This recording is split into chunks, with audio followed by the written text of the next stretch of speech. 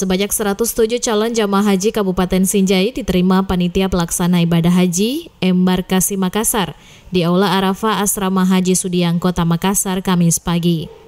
Para CJH asal Sinjai diserahkan langsung oleh Wakil Bupati Sinjai Andi Kartini Otong dan diterima secara simbolis oleh Kepala Bidang Dokumen PPIH Embarkasi Makassar Muhammad Tonang. Dalam sambutannya, Andi Kartini menyampaikan ucapan selamatnya kepada para CJH yang akan berangkat ke Tanah Suci.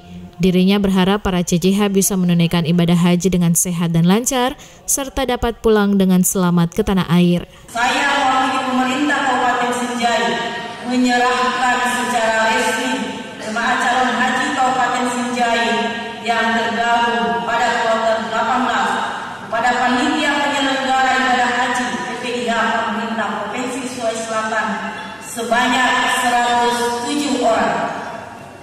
Dan harapan saya, pelaksanaan pemberangkatan dan pemulangan jemaah haji tahun 2022 berjalan dengan baik dan lancar tanpa kekurangan sesuatu apapun. Demikianlah harapan yang dapat saya sampaikan. Akhirnya kepada jemaah calon haji, saya ucapkan selamat jalan.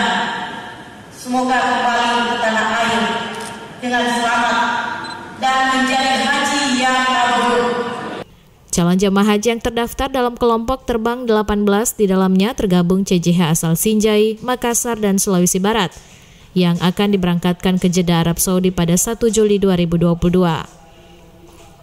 Diketahui selama di Asrama Haji Sudiang, para CJH akan mengikuti sejumlah rangkaian pemberangkatan, mulai dari pemeriksaan kesehatan hingga finalisasi barang bawaan CJH.